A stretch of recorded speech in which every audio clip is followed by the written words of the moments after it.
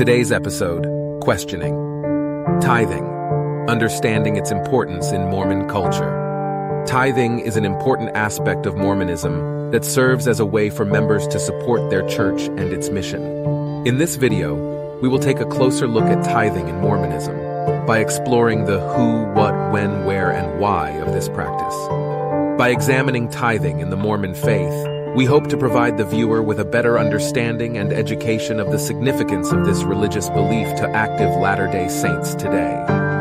Who's in charge? The Mormons, or the Church of Jesus Christ of Latter-day Saints, is a Christian denomination that was founded in the early 19th century by an upstate New York resident named Joseph Smith. Today, the membership count is nearly 17 million and growing according to the statistics of the church. That's a lot of tithing to manage. While individual members are responsible for paying their tithing, the decision on how those funds are used is made by the leadership of the church. Here's how the leadership breaks down. The first presidency of the church consists of the president, also known as the prophet, and his two counselors. 3 individual men in total. Their current names are Russell M. Nelson, Dallin H. Oaks, and Henry B. Eyring, and their ages are 98, 90, and 89, respectively. The first presidency, with approval from the quorum of the 12 apostles, approves and determines how tithing funds are allocated and used within the church. What's tithing? Tithing is defined as the giving of 10% of one's income to the church. In Mormonism, tithing is considered a requirement for all members who wish to maintain good standing in the church.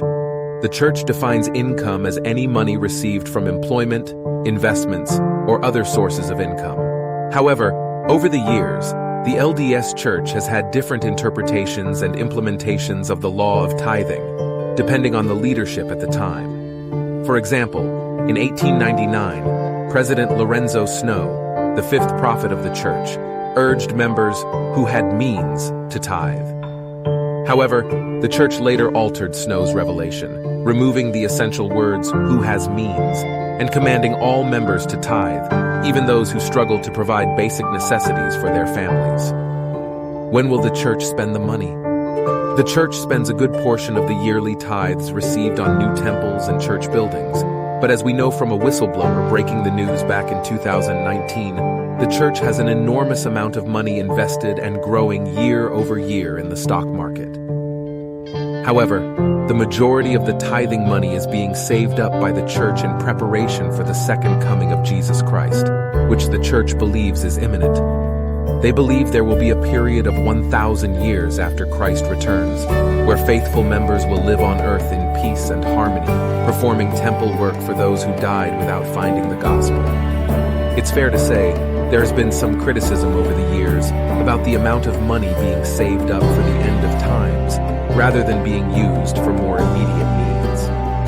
As of 2023, the church has amassed over 100 billion in the stock market alone. Where does the money go? When it comes to where the tithing money goes, there are a few different categories to consider. As for the yearly tithing received, the majority of the money goes towards building and maintaining their holy temples. It's been reported that up to 60% of the church's income is spent on real estate, including the construction of chapels and new temples around the world. It's also important to note that the LDS Temple's primary function is to perform rituals for dead individuals to get into heaven, such as baptisms for the dead. 60% of tithing to help dead souls accept Mormonism in the afterlife seems a little excessive, but members do believe that God leads and guides these financial decisions. Here are some other examples of where the money actually ends up.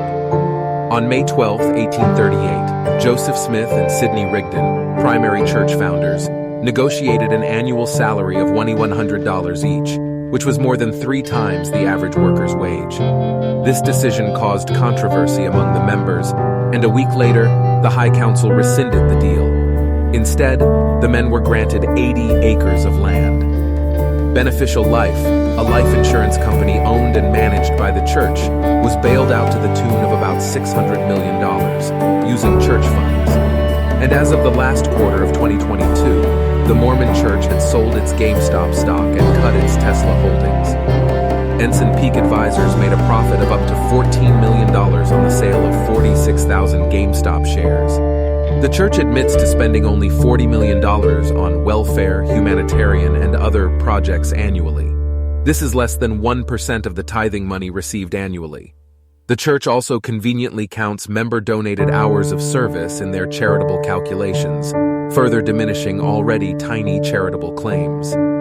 In comparison, the City Creek Mall in Salt Lake City, UT, which the church spent over $1 billion to build, cost more than 3 or 4 decades of actual humanitarian aid. By comparison, Seventh-day Adventists donate on average $215 million annually, 1/3 of tithing received, while operating prominent hospitals and universities.